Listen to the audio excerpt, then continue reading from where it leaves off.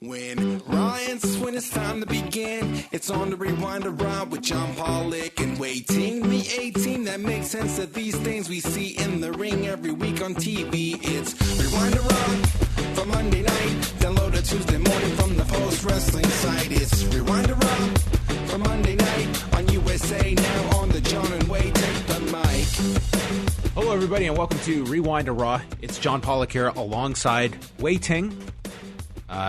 This show was not taped on Friday night. We are coming at you on a Monday night. Yes, that's right. Yep. No audio sweetening. Maybe a little bit.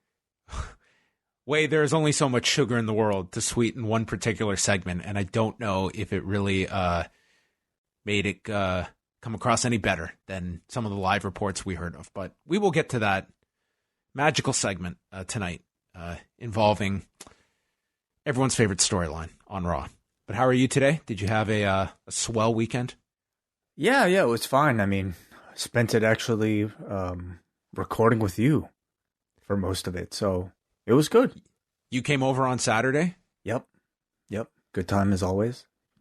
We had some dumplings and chicken, courtesy of Davey Portman. Mm-hmm. Yes, thank you again, Davey, for that.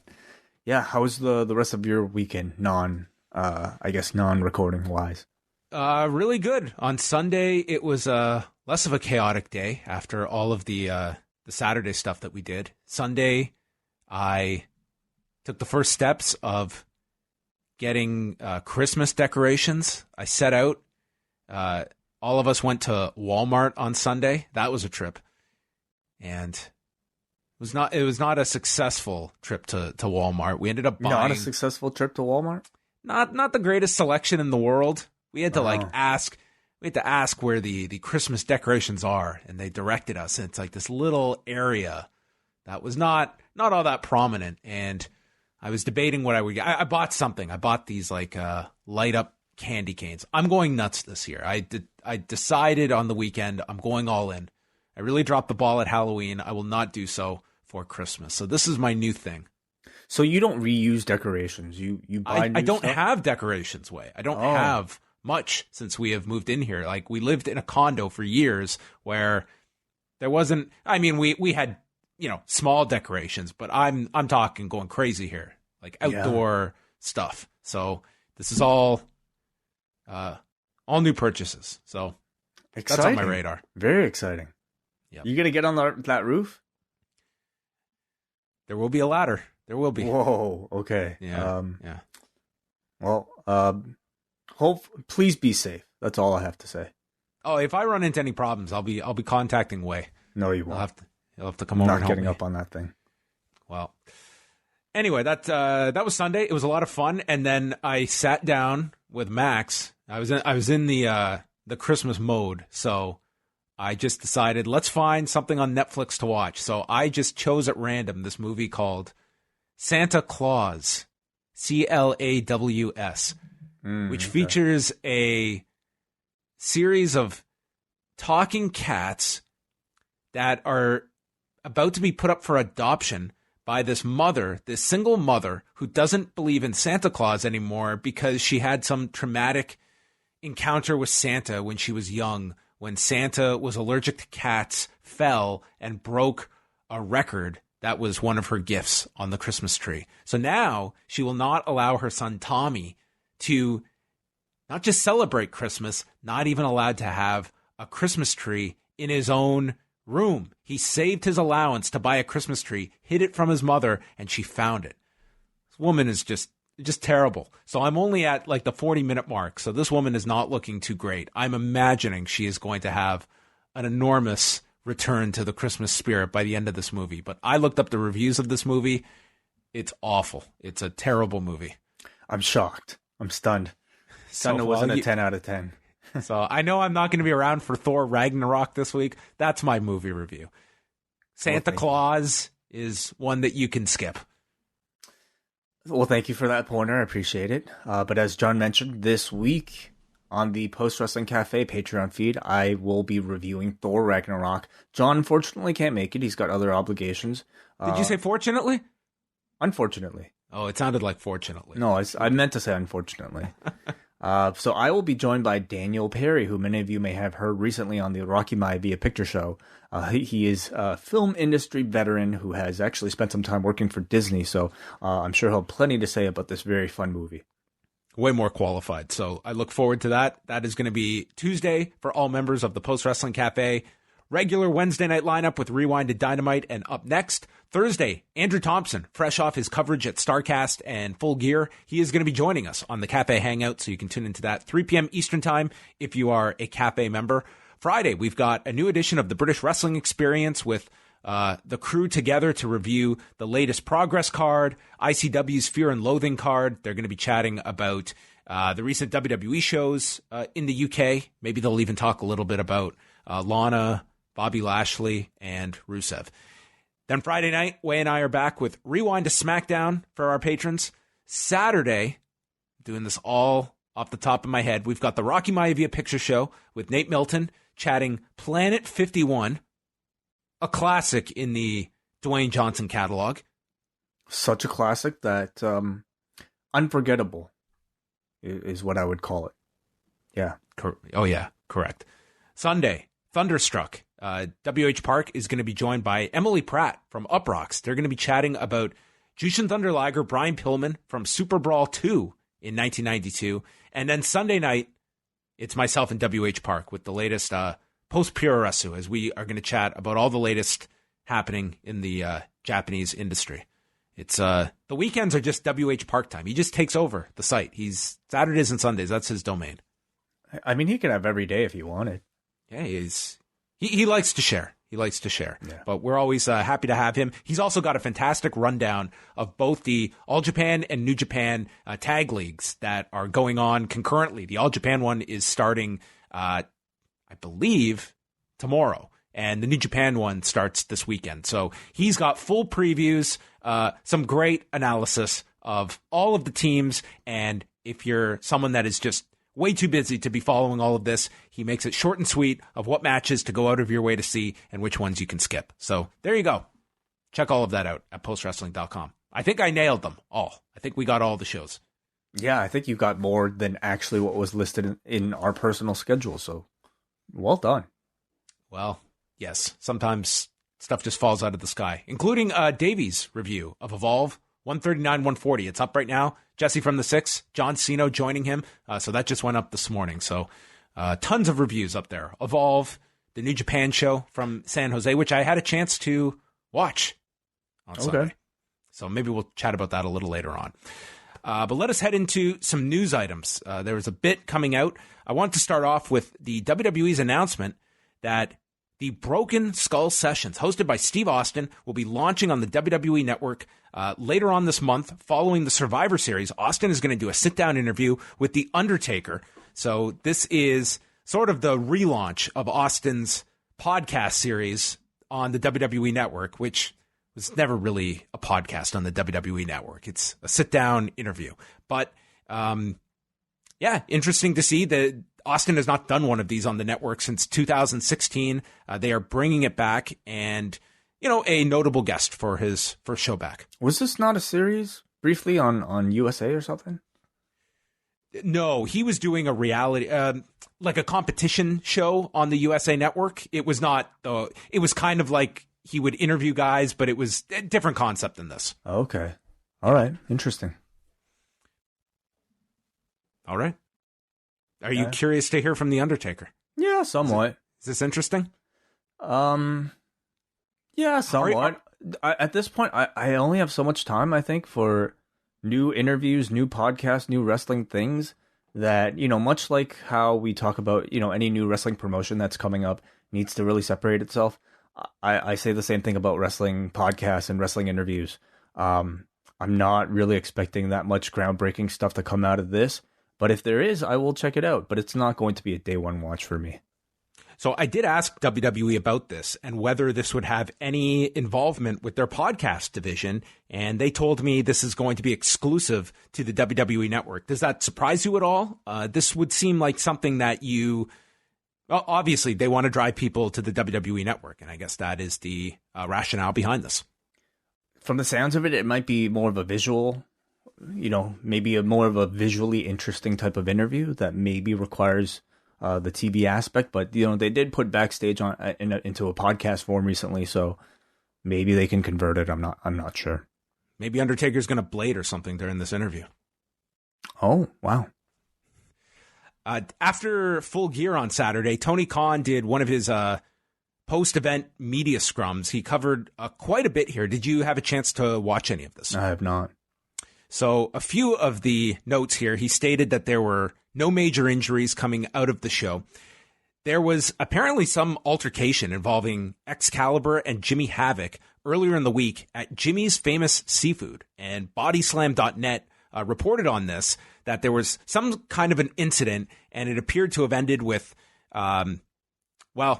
they were stating like it seems that Excalibur maybe got the better of Jimmy Havoc, but Tony Khan confirmed there was some incident, and he really downplayed it, stating he has seen much worse. And afterwards, Body Slam had reported that Jimmy Havoc felt very bad about the whole situation, and it seems the two kind of got through whatever issue it was. It sounded more like Excalibur kind of subduing Jimmy Havoc, who was, I don't know what was going on here. But anyway, this was not filmed for AEW Dark. Oh, too bad. They announced that for Dynamite this Wednesday, they're going to do Scorpio Sky and Frankie Kazarian against Chris Jericho and Sammy Guevara, as well as a rematch between Hangman Page and Pac. He confirmed Double or Nothing 2 for May 23rd of next year. He said Memorial Day weekend, so it'll be in Las Vegas once again. Other places they really want to hit in 2020 would be the UK and Canada, and added that Chris Jericho was very hands-on with the parody video that they did last week, working with Kevin Sullivan and their whole team there. So those are just some of the notes from Tony Khan. Nothing, I think, too groundbreaking, other than the pay-per-view that they confirmed with Double or Nothing 2, and their next pay-per-view will be sometime in the first quarter of 2020. If you had to guesstimate, what would be a good lapse of time before they come back to pay-per-view? What would be a good month in the first quarter? So if we've got November being this show and then May being their next show, I think February sounds good. Even if you want to do an early March show, you're kind of deep in between Rumble and WrestleMania next year. I think that little pocket, I would go somewhere between late May, early March. I know they've looked at, with Memorial Day weekend, that was a big weekend for the UFC. I'd be curious if they'd try what the UFC did all those years of running a show on the eve of the Super Bowl, maybe, which would be in February. And maybe that's something you could try. I'm very interested to see next year's Super Bowl, because next year, Fox has the Super Bowl, and you have to wonder what kind of integration WWE might be able to receive from Fox having that big game and wanting, the big value of the Super Bowl and spending all that is to hopefully get eyeballs onto your other products, and how important WWE is to Fox to maybe integrate WWE a bit into that whole Super Bowl presentation that week. So that might be interesting. Certainly. And I wonder how dependent it would be on how well it performs up until that point. Sure. If they did spend all that promotional effort into promoting, where it stands right now, will they continue putting that amount of effort into something as valuable as the Super Bowl if they're not necessarily going to see a return? And earlier on Monday, Sin Cara became the latest WWE performer to request his release. He posted this on Twitter with a translation. I'm not going to read the whole thing, but interesting to look here that he said, "I've come to the realization that I'm stuck in a place where I have no value as an athlete, performer, or entertainer. I've worked hard for many years to polish my craft, have been a supportive team player, and have waited patiently for the opportunity to show the world everything I could do. Unfortunately, after all these years, that opportunity never came, nor do I feel it will ever come as long as I remain where I am at." If you read the whole statement, he's very complimentary towards WWE. He just wants to move on. But I think this is going to be the exact same as Mike Bennett, as Luke Harper, and I think it's an interesting tactic that so many are continuing to go with the public reveal that they have requested their release. Do you see any other outcome than kind of what we have seen here? Do you see a Kenta situation where somebody is actually let out of their deal? I would say no. but you never know. I always find it to be a really interesting tactic. I'm sure somebody like Sin Cara would fully understand the risks of doing something like this, and maybe fully expecting a similar result at all of his other colleagues who might have tried the same. So again, you have to ask, what does he have to gain by doing it? And what does he have to lose, perhaps? That's the other question, because either way, he might be forced to sit out his contract, not doing much of note either way. Does this, doing something like this, on a really well designed statement, by the way. This is not just, opening up the notes app and typing it in and screenshotting it. This dude, got somebody to type it into Photoshop, has a nice, made it look really nice. So he dressed it up so he gets extra points, but maybe it's just a way of promoting himself so that, he can generate some buzz for the time when he is able to leave. Yeah. Mike Johnson has, he reported on Monday evening that according to his sources that as of now, the release is not going to be approved. He adds here that he was initially slated to go to TV at the end of the European tour, but instead he will be going home and will not be working Raw next Monday in Boston. So that comes from Mike Johnson at pwinsider.com. So I think it does show you just that there are certain talents that are unhappy, and you have to wonder with Sin Cara that he had this minimal push over the last couple of weeks that seems that it kind of ended last week and continued tonight with that. He's got this minor push and then was put right back into the same slot. And I think he kind of realized that he kind of had the carrot dangled in front of him for a few weeks and it was taken away. Ultimately, it didn't really result in any sort of push because the band failed multiple times. He brought in backup and still failed. And I suppose Catalina is... It was Carolina tonight by Vic Joseph. Was it? Okay. Anyway, yes. So that seems like it was not meant to be anything permanent and only to serve this particular feud. And the last thing to mention here, I just want to make mention, a very, very sad story over the weekend that Matt Travis, who was 25 years old, he was a regular for House of Glory. He had been wrestling for Game Changer Wrestling as well. He died tragically early Saturday morning when he was riding a bike and was struck by a dump truck that was making an illegal turn, and the truck kept going. And yeah, he was rushed to hospital and died shortly thereafter. And you could just see tons of tributes pouring in on Saturday. He seemed to be a very, very popular member of that scene in the Northeast, including the likes of Santana and Ortiz, his trainer, Amazing Red, who all of those guys were doing significant matches on Saturday. Red on the New Japan show, and then Santana and Ortiz on the AEW show. So it was very sad.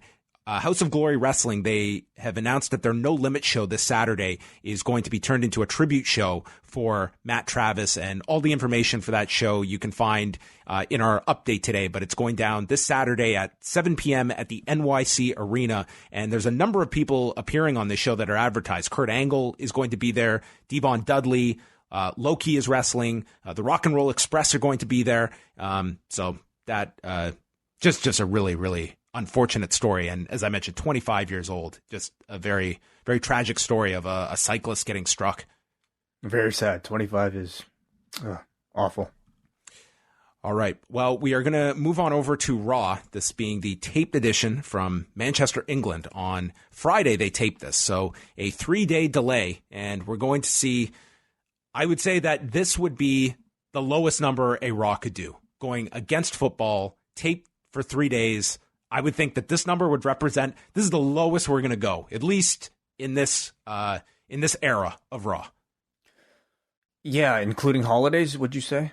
No, I wouldn't include holidays. That would be an outlier. But I would say of well, I mean, would you consider? Well, this year they're not going to get hit by, at least Raw is, and SmackDown. They're not going to be hit because Christmas and New Year's are going to be Wednesdays this year. So Raw should be fine over the holidays this year. They're not going to fall on any difficult days this year. So I would imagine this is probably going to be among, if not the lowest Raw of the year. Well, would you not consider this one an outlier? due to how it was taped. And yeah, I wouldn't. It would just be curious to see like what is the amount of people that, with the results out there for days, that Monday night watching 3 hours of Raw is still a priority without something that is driving people away, like falling on Christmas Eve or something like that. Right. So, but yeah, not a number that I would either be panicked over if it's 1.8 million, for instance.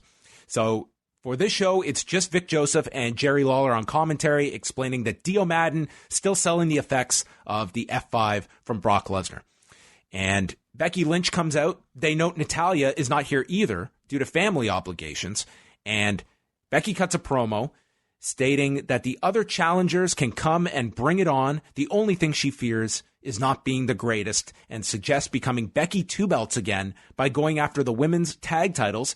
And that prompts Charlotte Flair to come out. And there is no promo from Charlotte, no explanation of the two coming together to go after these titles. She just walked out, and the Kabuki Warriors came out for a title match. This was the easiest title match to set up.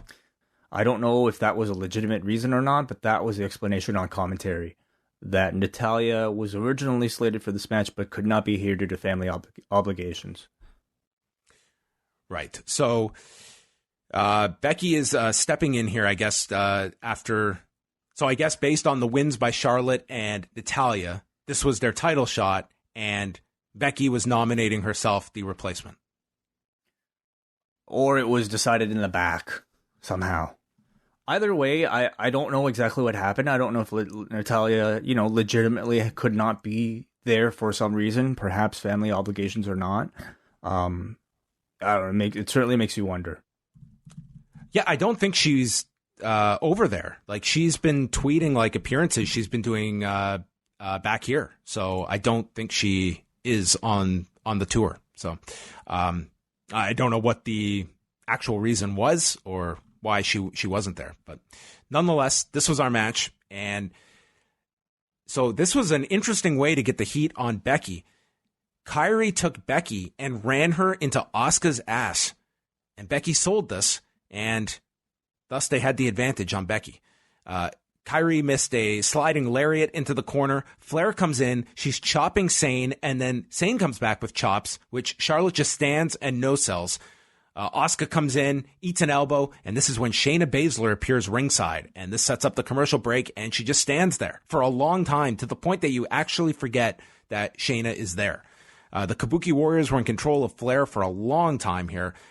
Eventually, Asuka gets pulled to the corner. Sane tags herself in. Becky gets the tag, goes after Asuka. Missile drop kick to both women. And then Shayna gets onto the apron, and Bayley appears, yanks Baszler off the apron. They fight.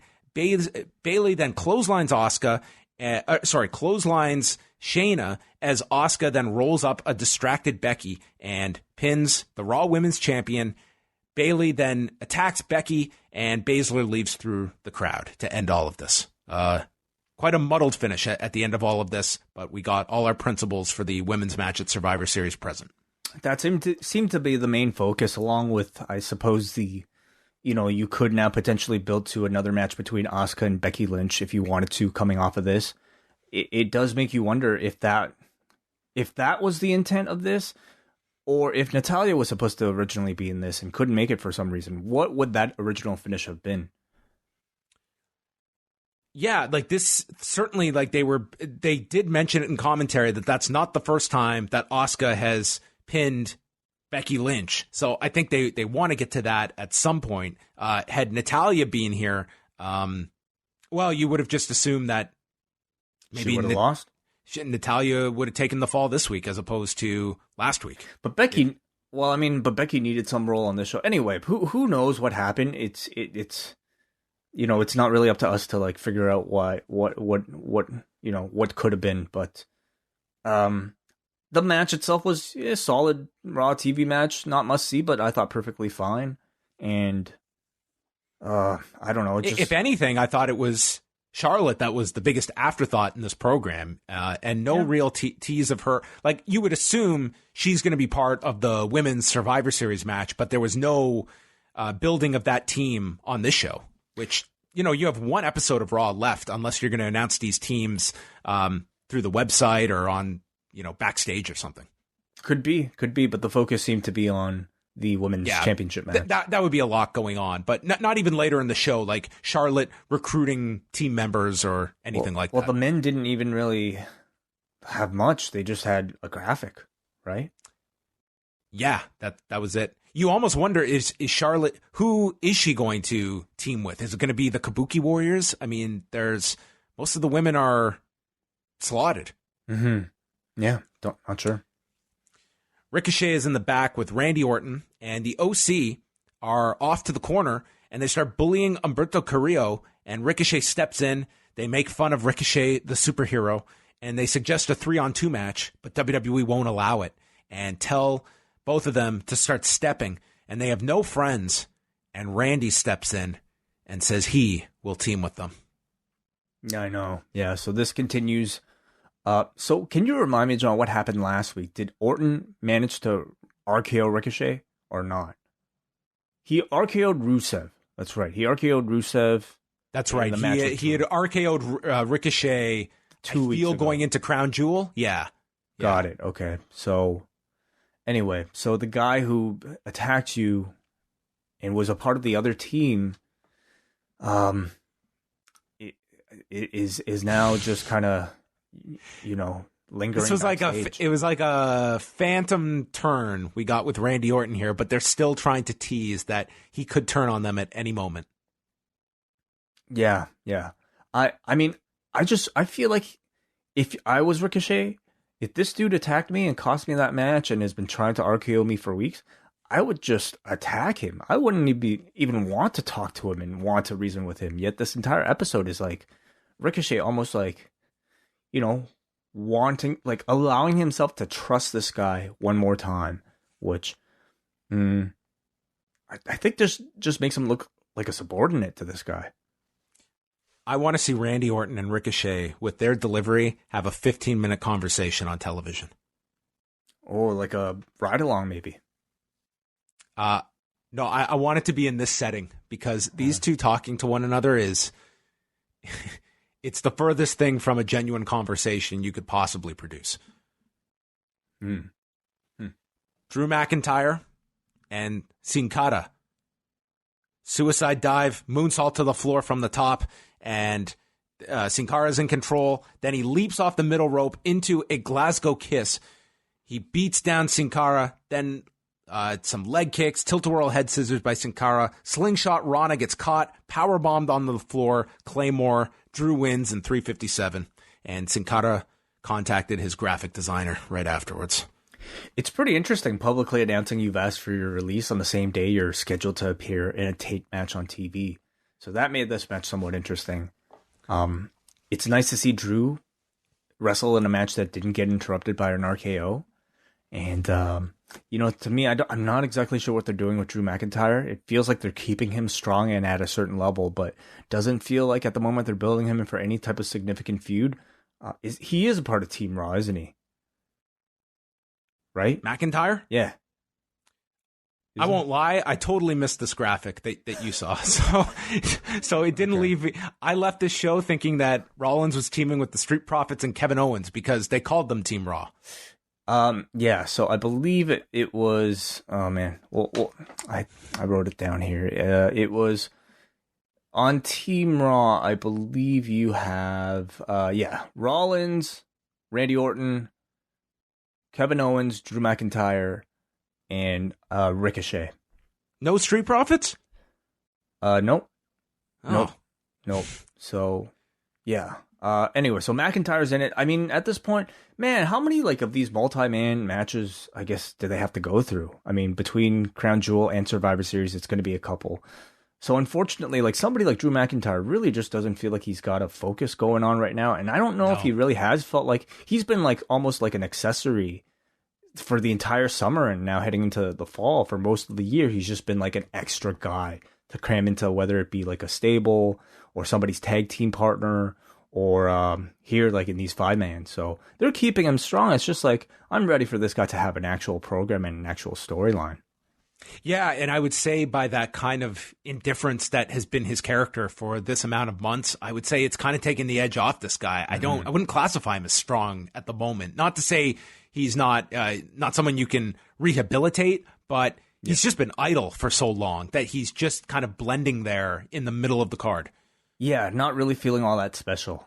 Yes. I was waiting for maybe them to dub over Vic Joseph and Jerry Lawler with some impromptu commentary by stating, can you read Sin Cara's lips, Jerry? Yeah, I can read lips underneath a mask. I think he just told Drew, I'll put my career on the line. Did you hear that? Yeah, I did, Vic. I think this is a retirement match. Sin Cara wants to put an end to Drew McIntyre's career, and he's willing to put his own on the line. I think they could have announced that during the entrance, just like they announced the Natalia disappearance. And yes, we did not get Catalina. No. I mean, it seems like that was only a temporary thing, but I mean, I guess it tells you how much they care about Zelina Vega and Andrade to build up this mini feud only to have him win every single match as heels. Then we got Erick Rowan speaking to something up close as if he has a baby, and or like a pet bird, like it was through a cage or something. Pet. Yeah. Yes. And he's acting like it's cute and making all these strange noises. Yeah, so he's got some type of mystery pet. Yes. He's got the Demogorgon. Inside a cage? Things. Oh. The Sings took on R-Truth. This is for the 24/7 title. So it's a 2-on-1 handicap match, which we established in 2 segments ago WWE will not allow. So we're having it. But I guess this doesn't count because the 24/7 title, I guess anything goes, right? Yeah, it's crazy. But they had to wait for the bell to ring for the 24/7 title to be on the line. I guess you really don't. Yeah. I think Truth should have just jumped them instantly. They just double teamed R-Truth. I'm not going to spend any time going through this. They just ended up chasing the Sings back into the locker room. They went into the women's locker room. They all screamed. Then they left. They ran into another room that was dark. They turned on the lights. Erick Rowan is there with his pet, and he attacked them with a couch. R-Truth joked that they all need some privacy. He turned out the lights, and that's how we ended the scene, in the dark, which is appropriate because this probably should have been a dark match. Yeah, this was terrible. Like, they didn't even bother sweetening the crowd noise for this one because it was just silence. That's all you could really hear. I mean, whatever punchline they were attempting here with R-Truth just didn't work. It was a lot of time spent following these guys into the back for, I would say, a pretty lame payoff. So this title, unfortunately, I think really fails to live up to, any type of creative standard that they might have set previously with people like Drake Maverick, who just... Have you seen him over the past several weeks? No, he's disappeared into the abyss since the draft. Yeah, well, maybe that's who he could team up with. That's who he should bring back. That's probably who he's chatting with at catering. Yes. There were a number of mentions with it being Veterans Day, Remembrance Day in Canada of those that had served on the roster: Bobby Lashley, Lacey Evans, and Montez Ford. And then later they aired some videos as well. Mm-hmm. A lot of videos on this show, and I guess you could assume perhaps partly due to the maybe shorter runtime with this taking part as part of double tapings. Yeah, which I believe we were told took place within 3 hours 40 minutes. Yeah, something like that. That was one report we got. So if to do both shows in that amount of time is pretty good, I would say. Yeah, and certainly I think the video packages might have an impact on ratings, but if you're reviewing a show, they're not the worst thing to have to sit through. Seth Rollins came out. He recapped last week, the speech from Hunter, the NXT feud, and says his gang is going to finish this war at Survivor Series. Seth's gang. He thinks he's the best wrestler on the planet. Some people booed this, and he wants to issue an open challenge and face the UK's best. So out comes Will Ospreay. Well, out comes 2 Germans, an Austrian, and an Italian. Well, it's the WWE's version of the UK. Sure, it's one whole continent. UK. Their new passports read Origin NXT UK. Yes. Walter walks out with Imperium. They got a pretty good response here. Walter cut a promo. They're going to restore the honor of their sport, and the canvas is sacred to them. So this sets up a match. Yeah. This was one of the segments that was reported to just have a great amount of negative audience reaction towards Seth Rollins. So, judging by this, you could still hear a little bit of it, but I definitely feel like much of it was sweetened here with some pretty obvious cutaways as well. I think they did an amicable job editing it so that the untrained eye wouldn't really notice much. I think Walter, for the first time he's speaking in a main roster setting in front of an arena on WWE TV, I thought he was automatically so much better than so much of this roster. Sounded authoritative, confident, and smooth. So the guy has clearly been more than ready for quite a while. So Vic Joseph is just going over the top that he's called this guy's matches on NXT UK, really doing a good job getting him over. Jerry Lawler's response, so you know this guy? Yeah. Showing us that he may not even have heard of NXT UK, much less may have seen it. And did not hide that fact at all between this and the Mark Andrews Flash Morgan Webster match. He was almost proud of the fact he has never heard of these guys. Yeah. And granted, I think, much like our maybe, when we talk about Jim Ross asking similar questions, there is going to be a big part of the audience who also has never heard of these guys, never seen NXT UK. I suppose, I feel like there's a better way of bringing that up than maybe this, because this just makes it seem like they aren't stars at all. It doesn't have to be, okay, if you're going to go that route, and let's be honest, Jerry Lawler has probably never seen these guys ever before calling this match. But instead of these questions, you've never heard of these guys, just make observations. My God, look at the size of this guy. Just give us your impression of him and sell this guy to the audience. You can do that too. Though I think it's a much better tack to be, as your announcers, you are the authority here. You are the ones that are, the audience is looking for answers, not to feel that you're 3 steps ahead of the commentator here. Mm-hmm. I agree. And I think we've seen Shivani, we've seen Jim Ross, for the most part, I think bring up these questions in a way that also makes these people feel really impressive. I didn't really get that from Jerry Lawler. On this particular show, I just kind of found it more this dude's kind of weird. Flash Gordon, right? It was just more of a joking type of dismissive, I think, type of bewilderment. So there was a springboard that Walter caught, and into a released German, he applied a half crab, and then Walter ran at him, got his leg caught in the rope, ate a springboard knee, but then recovered, went for the German. Rollins lands on his feet, super kicks him, and calls for the stomp when Imperium runs in for the DQ at 4 minutes and 45 seconds. And that led to the Street Profits and Kevin Owens running down to make the save and set up our 8-man tag. The promise of a Rollins-Walter match read crate as I was following the spoilers last week on Friday. But having read the spoilers, I guess I wasn't so disappointed that they did the bait and switch here.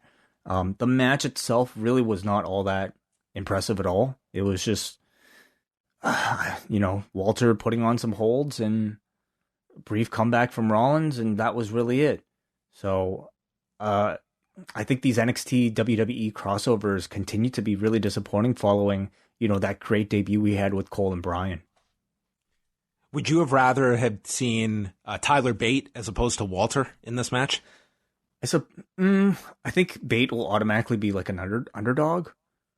So clearly the intent on this show was to have WWE look strong and look victorious against NXT UK.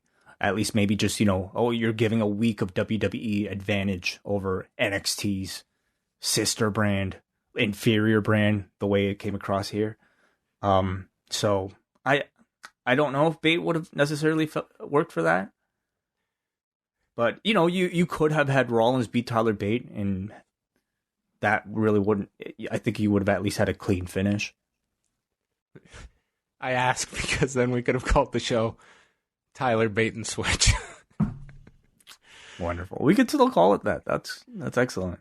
No, there's no Tyler Bate on this show. That was my only reasoning for that question, but Wonderful. Thank you for answering my stupid question seriously. You are the Vic Joseph of our tandem. So we had our 8-man tag. Rollins got sent into the steps. It was a fun 8-man for the time they had here. Rollins came back with a superplex after Walter hit him with a running shotgun drop kick. Owens got the tag and ran wild. Cannonball onto Fabian Eichner and then a swanton on Alexander Wolf. Rollins hit his Rollins suicide dive, and then Montez Ford cleared customs as he hit this Tope Con Hero and landed in Austria after nailing Walter. This was unbelievable. And the way they shot it, underneath Ford when he crashes onto the desk, this thing looked so impressive. Definitely, yeah. He continues to impress and steal the show. Every time he gets on in front of the camera, between this and the Warrior rope shaking, he definitely knows how to get people's attention. Owens hit the stunner onto Marcel Bartel, and then Rollins with the stomp, pinning Alexander Wolf in 641. So a fun 8-man. I liked it for what it was here. Yes, I did enjoy this match more. I thought Walter, this was a decent showcase for him. He showed off a really agile drop kick. I suppose in their minds, Raw was due for a win, and Alexander Wolf was somebody fine to sacrifice. Kevin Owens, I was also really impressed at the loud reaction that he seemed to have in front of this audience. So he continues to be somebody that, despite maybe infrequent appearances, still has much of the crowd's admiration.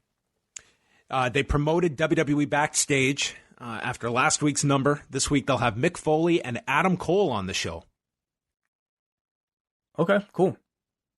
Yep. Cedric Alexander Andrade. This isn't when Vic did the recap of Andrade and Vega's win last week and referred to her as Carolina. Okay. Maybe it's different every week. Yeah, well, he shifted once she's disappeared. Cedric hit a dive to the floor on Andrade, then a spinning flatliner for a 2 count.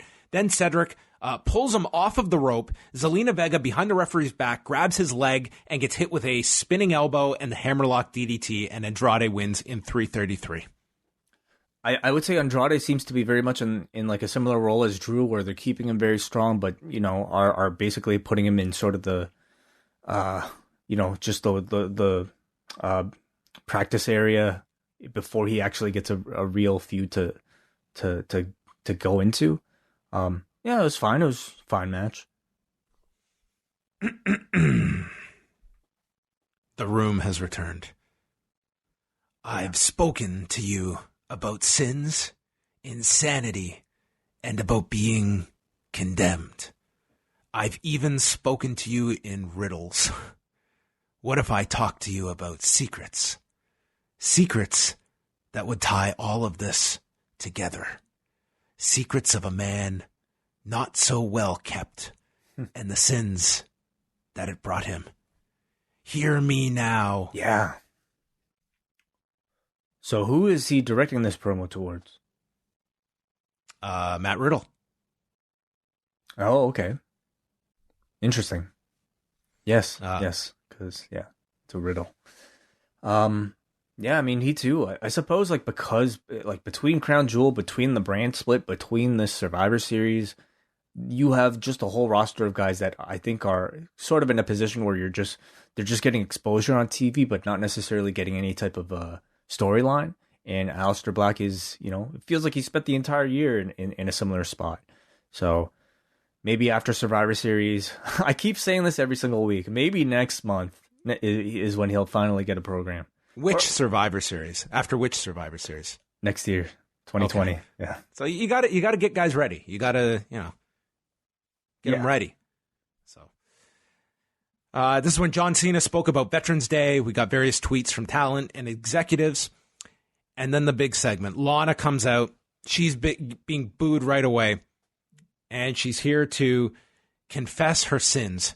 She said Lashley is the love of her life, And she didn't want to talk about this, but one of her traits, she's always honest.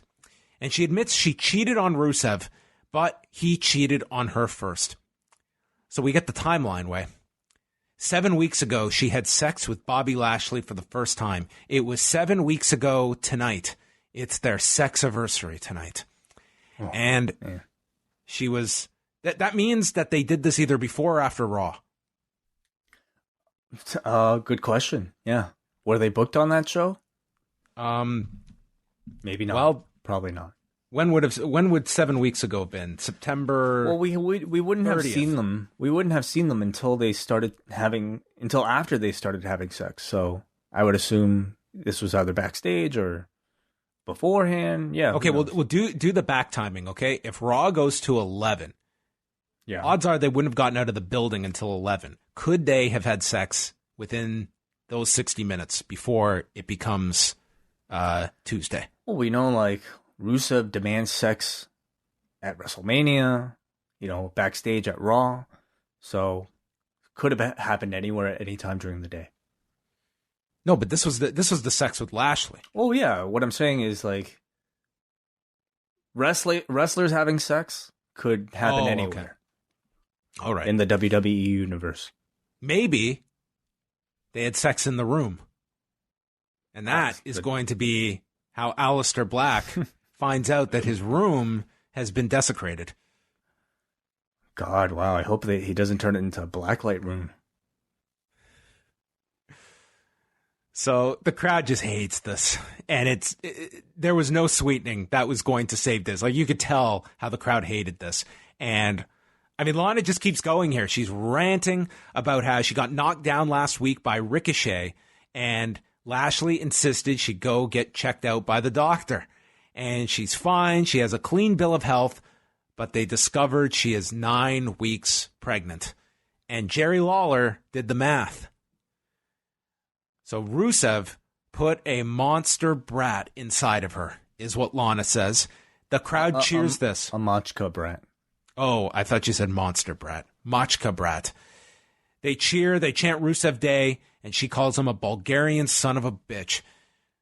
So Rusev comes out, and they start chanting Daddy's Home. Lana proceeds to list off all the places that he wanted to have sex with her, including the tank at WrestleMania. Don't forget the tank. Mm-hmm. Yep. Rusev wants to understand because he has his doubts about this story, and Lana gets pissed, starts slapping him, and then jumps onto his back when Lashley enters and goes after Rusev, attacking him, slams him down, and then Lana reveals it was a hoax. She isn't pregnant and made out with Bobby Lashley. So she revealed this like on the ramp as she was walking up, so only like the on-camera mic could have caught it. So therefore, in all these spoiler reports, that particular aspect was not revealed. And I feel like they must have known exactly what they were doing by teasing, the spoiler reporting crowd with the pregnancy thing, thinking it was going to lead into a bigger storyline and only dismissing it to the TV audience. So I found that somewhat interesting. The rest of this thing, man, I'm pretty checked out of the entire thing. I feel like there are way more important things in life to spend mental energy on than to either try to process this or to complain about it or to even enjoy it. It's just there. This is going to be among, if not the worst feud of 2019. I hate myself for thinking about this. But I did feel that they've now played the pregnancy card in this angle. So I don't feel they can go back to this now. I mean, that could be the big irony, right? That, well, she wouldn't be pregnant now. We know she's not pregnant now. So unless they do something where she is pregnant and it turns out it's not Lashley's. Where is this going now? What's the next step in this? I shudder to think about the possibility. Man. Because this is just going to continue as long. This is just for their damn YouTube views. That is all that this thing is for now. Sure. Yeah. Do you really think it's got? Oh God. When do you think it ends? I was about to say climax, but yeah. I think it ended on Friday, 2 minutes into this promo. But the period that it is going to continue, I see them riding this thing out till at least the end of the year. Maybe that TLC pay-per-view they can do some match. I don't know. They can do a ladder match with Lana. Yeah. Great. Awesome. Sounds great. Erick Rowan came out with his cage, his case that he had covered, and left it with the announcers, and then he killed this man named Sunner Durson in 1:09 with the claw slam. So Erick Rowan is back to maybe it's wine bottles that he has in his case. Maybe that's who he's in love with, wine. Oh, a jug of wine, yeah. Yeah. I hope so. That'd be great. What a twist. Maybe he's stuck in the past. He thinks it's like the Prohibition era, and he's got some illegal alcohol. Who knows what this thing is? Let your imagination run wild. I think it kind of makes sense. What are the odds that what is in this cage, what comes out of this cageway, is going to generate from you the words, wow, awesome? Is there a possible chance that happens? I mean, if he revealed underneath the sack, like maybe the most impressive, like a Lego Millennium Falcon, I'll be like, whoa, that thing's expensive, and it comes in a lot of pieces. I would say, wow. Beyond that, I don't know. Okay. The Viking Raiders against Mark Andrews and Flash Morgan Webster. So Lawler is not familiar with this team. So he Googled Flash Morgan Webster and said, this guy used to feud with Ming the Merciless. For the punchline, no, Jerry, that's Flash Gordon you Googled. I wonder how long it took them in the back to set that one up. But I think this was a Jerry Lawler original. Oh, yeah. Do you think it was improvised, or do you think it was designed? Imagine him going over his spots with Vic Joseph. Okay, so when this little guy walks out, this is going to be the line I use, okay? So I want you to pause before you tell me that it's Flash Gordon. Yeah. I mean, I thought it was a little bit clever, but, I mean, shit, it's just like, how do you spell geek any more than, just this? This would have been it. Yep. So not that the match did many favors for them either. We got some Topicon heroes from Andrews and Webster together. Stun Dog Millionaire by Andrews, and then Webster hit the Swanton for a 2 count on Eric. That was the end of their night as Ivar then came in. Suicide Dive, double avalanche, flying knees from Eric, and the Viking Experience to Andrews in 3 minutes and 6 seconds. I can only hope that those that are just viewers of Raw that have never watched NXT UK in their life, did they think that this was just the natural progression of the Chicago Cubs, the East Hampton Yacht Club, and these were their job guys from the UK? If I've never seen NXT UK, that's I think what I would have come across. It's like, oh, look, this is hilarious. Oh, they found a stereotype. He's got a helmet with the Union Jack on it. They found a stereotype for the UK. Flash Morgan Webster. Yeah. Andrews. On this show, NXT UK really turned out to be a bit of a job squad of the NXT brand. And I guess the saving grace is that I don't think coming out of this, they even made any mention that NXT UK was a show on the network. Oh, they mentioned it. Oh, they did mention? Yeah, they said, to all our brand new viewers, if any of you are out of work, we've got a show that airs Thursday afternoons in the prime slot of 3 p.m. Eastern for you. So this is just a taste of what you can get for an hour. Right. Yeah. I mean, I don't know how necessary really all of this was, seeing the result. I really do like the idea of NXT UK being part of the Invaders and making it seem like, NXT is a bigger global threat. But the key word is threat. And I really don't think NXT was in any need of taking losses. Meaning, I don't think Raw was in any position to need to win because Raw is already established as the dominant, more popular, franchise.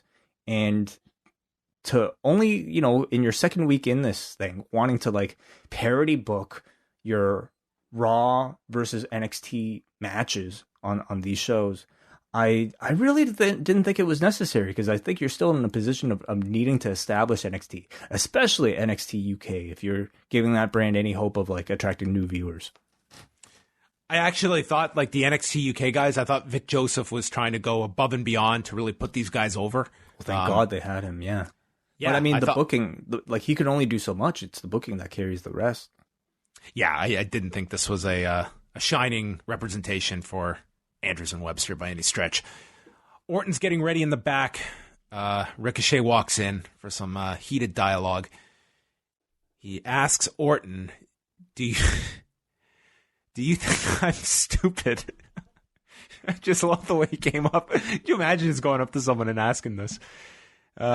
He knows that he's going to RKO him out of nowhere. And Orton told him, relax. The last thing you need to do is allow me to get into your head. And Ricochet thought, okay, cool. I guess I'm stupid.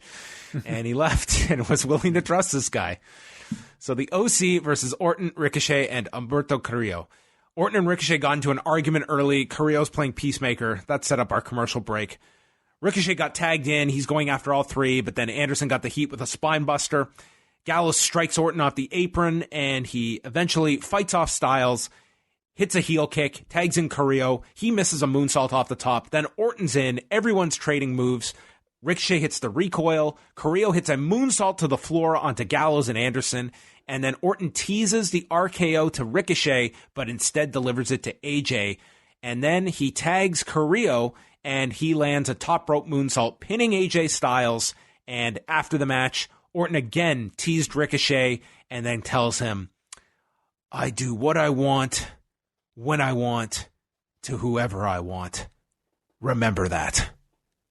And Randy left. Yeah, and Ricochet just stared. Okay. I understand the story. You know, I don't know, it just seems like it's Randy Orton exerting dominance over everybody, including Ricochet. And Ricochet just, being on guard that he's going to be attacked at any second. I guess I just don't really understand how it makes Ricochet a better babyface at the end of it. Like, what are the scenarios that this could turn out well for Ricochet? He's a guy who's been attacked by Orton multiple times, and rather than going for revenge, it seems like he's just kind of setting himself to be manipulated again. So if this ends with Ricochet and Orton, let's say being friends, tag team partners, like, I think Ricochet still looks dumb for allowing a guy who's attacked him suddenly be his pal. And certainly probably, under him as far as, rank. If it ends with Randy attacking Ricochet again, which it very well could, Ricochet, of course, still looks bad. And if it ends with Ricochet attacking Randy, Randy's like their coolest babyface. He gets cheered. Like, people in this match in the middle of it are chanting RKO in the middle of, like, Humberto Carrillo's comeback. So, I mean, if Ricochet attacked Randy, I don't know if he'd come out looking better in this situation either. So I just don't know how Ricochet can come out of this looking well. Well, that was Raw. It was an episode. I already had like pretty lowered expectations for the show after reading the results, and let's also remember, yes, this was taped. This also came maybe a bit truncated as a result of like being a part of double tapings. Nothing I would say was shockingly bad, except for maybe that Rusev Lana segment. But at this point, I'm so numb to it that it's not even that memorable. In fact, I thought much of the in-ring was actually decent, but certainly an uneventful show without much significant development in any way. You're seeing a bunch of members of the roster basically just in the starting position waiting for a storyline. So you're seeing like a bunch of squash matches that don't add to their stock or value at all. Otherwise, just a pretty skippable show. Skippable show. The tape nature didn't bother me at all. I mean, that to me was not any kind of factor in my enjoyment or lack thereof of the show. I would say if there was anything on this show worth checking out, maybe the 8-man with Imperium against Rollins, Street Profits, and Kevin Owens. Beyond that, I don't know how much I would recommend on this show. It was one where, yeah, if you took this week off, you're more than fine to just tune in next week when they're doing all the go home episodes leading into Survivor Series. Yeah, it was a much more concise review. Forum time. Forum.postwrestling.com. Tonight's show. Let's do our favorite, a prediction. Does this crack a 4-way? No. A 3.07. All right. Chris from Cork. He says he attended Raw last Friday. The main thing I remember from the show was the show opening pyro. I was literally in the corner by the aisle barrier and the Tron, so the pyro was only 2 to 3 meters away. Oh, God. I forgot it was coming, and before I knew it, I felt like Jeff Hardy in that angle where Matt supposedly sabotaged the pyro. Also, the heat from it was intense. I was glad Becky's steam cooled things down shortly after. The show itself was terrible. The women's opener went way too long. Then we were treated to a Drew McIntyre squash and comedy from the 24/7 lads. Drew was pretty over in the building being Scottish. Seth came out to a chorus of boos. I want to start a petition to replace Burn It Down with Tweet It Out, as the keyboard warrior has lost a lot of fan respect through that and his terrible character. Hardly anyone in the building knew Imperium, unfortunately. I think someone like Pete Dunne might have been a better choice here. I also don't understand why they gave away that Imperium were there in a nothing angle on SmackDown if they were going to do something significant on Raw. I was looking forward to the Walter match, but it barely started. Fans were mad for Kevin Owens, so I'd look to build Raw around him if I was Paul Heyman. The Lana nonsense inevitably turned towards pregnancy. My friend, who had up till this point felt guilty as he couldn't bring his kids to the show, was suddenly very glad he had not. One thing I'll say is that while other media, such as the Marvel movies, can appeal to both kids and adults, WWE seems intent on driving both away, with adult drivel like this and childish humor, such as Roman's chihuahua noises. A couple more squash matches, then suddenly the show was over. I was shocked that the six-man was the main event. The crowd was dead by that point, and we were ready to go home. The Fiend showed up and destroyed the OC in the dark segment, which did send people home on a high note. Overall, a 3 out of 10 show for me. We go to Paul from New Jersey, who says, on October 28th, Charlotte and Natty beat the Iconics when Natty submits Billie Kay. November 4th, Charlotte and Natty beat the Kabuki Warriors when Natty submits Asuka. I guess Natty didn't pull her weight to earn her spot in the Women's Tag Team Championship match. Yeah, they certainly could have explained that a whole lot better than, just casually mentioning it in the thing. I don't know the circumstances. Maybe it was legitimate that Natty couldn't be there. Who knows? He says, I like Zelina Vega a lot, but Andrade comes off looking a little weak when he cannot defeat the likes of Cedric Alexander, Sin Cara, and lowercase g without her assistance. Her interference should be reserved for more challenging opponents. Looks like Black will be getting a proper feud. Who would you guys have for that? How about Andrade? Yeah, that'd be kind of weird. Zelina Vega, screwing with Aleister Black during his matches. That'd be fun. It'd be like a little, kind of subtle wink-wink to people who know. But, they're both people on similar level. I mean, obviously, the argument is, can either of them afford a loss? If the feud is good enough and if the matches are good enough, then I would say yes. I would have Aleister Black go over Andrade. I would say the last words Aleister Black wants to hear from this Raw creative staff is, hey, we've got this idea with your wife. Yeah. Good call. Brandon from Oshawa. Poor Erick Rowan. He gets the push of his life and gets a rare win over Roman Reigns. Looks pretty decent in the feud and is now relegated to carrying a pet around and making noises. Baby noises. I guess since NXT UK isn't going to be at Survivor Series, they had no issues with making them look like chumps tonight. I think there's potential for an Orton Ricochet team for a couple of months. We all know the RKO is coming, so they can get away with some good teases for a while. Best part of the show is the Aleister Black promo, knowing we get it recap from John. Can I request that we get some recaps in the future of Erick Rowan's dark room promos talking to his pet? Well, that we can assign to Way. I think I'm busy during those specific moments on Mondays. Finally, we go to John from Nashville, who says, wow, that was horrible. I gave up after the Lana Rusev angle. I'm pretty sure they turned down the crowd volume for this angle and when Rollins came out earlier. I mean, if you're going to give us this trash, you might as well give us the full effect of the crowd. I think even after Survivor Series, I need to take a break from the main roster shows. NXT is the only thing I'm enjoying from the WWE product. All right. So thank you, everyone, for your feedback to Raw tonight. Before we end here, do you mind if I just quickly run through this New Japan show? Nope, not at all, please. So they were doing, this was their first show from Saturday. On Monday night, they were doing the show from the Globe Theater in LA, but that was not being broadcast on New Japan World. So I watched the whole show, and I watched it on English commentary, where it featured, for the first half of the show, Kevin Kelly and Tiger Hattori. Oh, wow. Cool. Yes. And then the second half, Rocky Romero joined them. So the opener saw Alex Coughlin defeat Ren Narita in 7:44 with a bridging belly-to-belly suplex. The crowd was just very hot immediately just to see the New Japan product, and that kind of carried throughout the show. This was a really strong crowd that they had in San Jose, and both these guys look really great. Coughlin is just, he's got like a great demeanor to him, and I think you're seeing him really start to make some improvements as well, that you're seeing him discussed in the same light as the other Young Lions, which is a very deep category of guys that they have at the moment. Second match was Colt Cabana and Toru Yano against Jushin Thunder Liger and Aaron Solo in Liger's final match in the U.S. ever.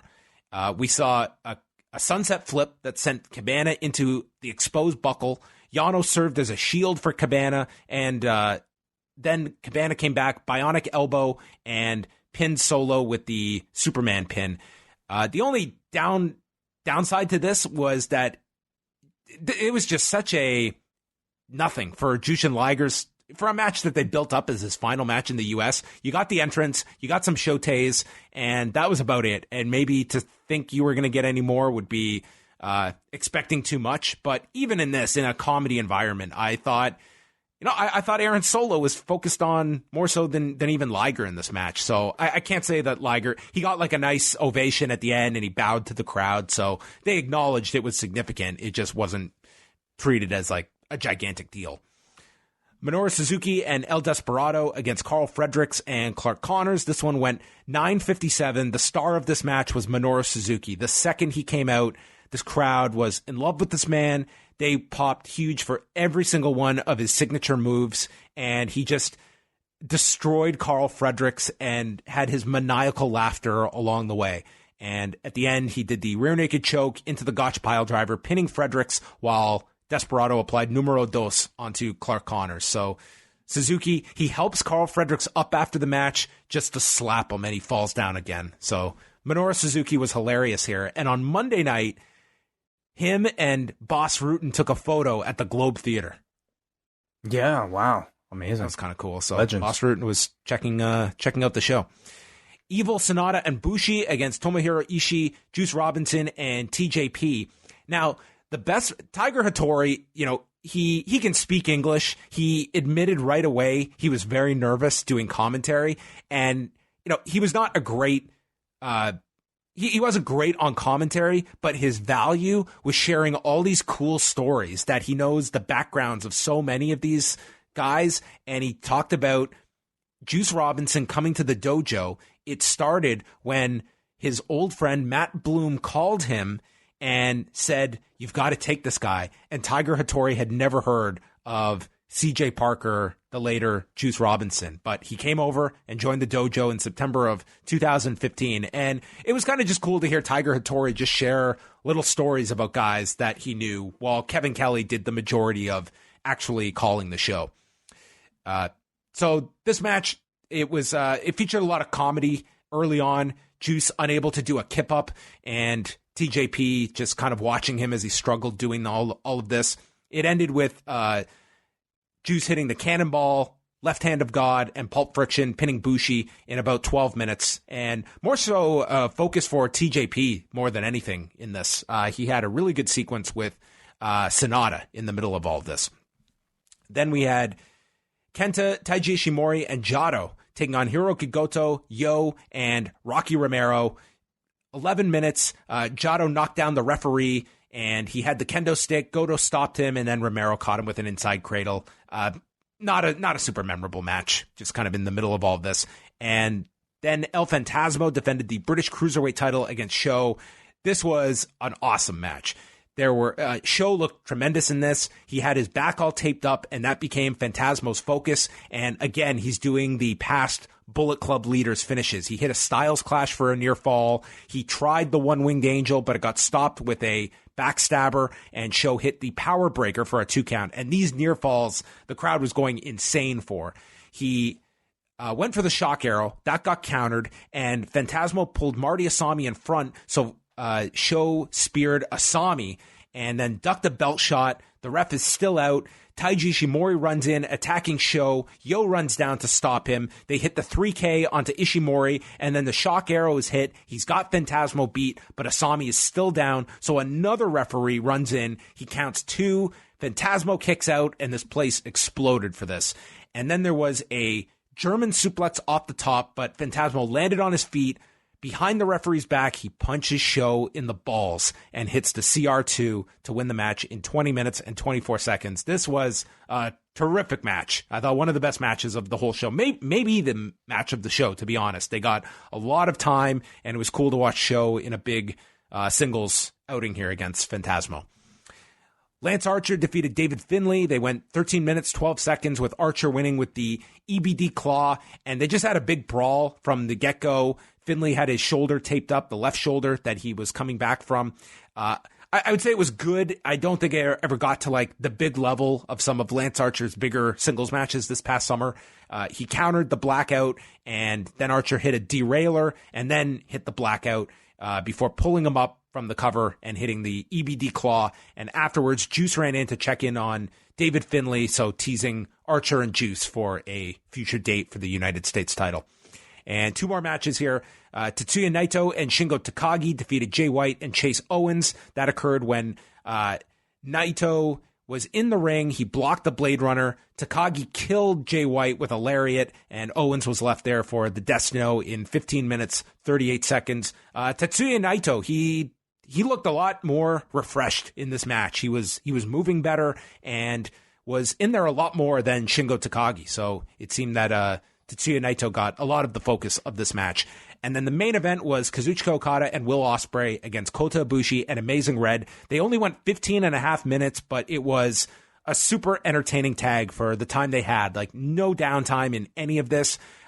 Will Ospreay and Amazing Red did this awesome sequence just at a tremendous speed. Red did the multiple revolutions into a DDT that the crowd was just growing and growing with each rotation.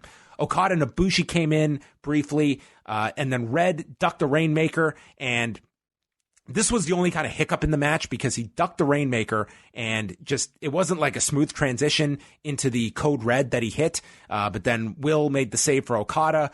Red did a backflip off the top and got caught by Okada, who hit a tombstone, top rope elbow, did the Rainmaker pose, and then hit Red with the Rainmaker for the win. So I enjoyed the tag match a lot. I would certainly recommend that and the match between El Phantasmo and Sho. That was my match of the show. But this was like a super house show to watch. Like, I could imagine if you went to watch this was a great 3-hour show.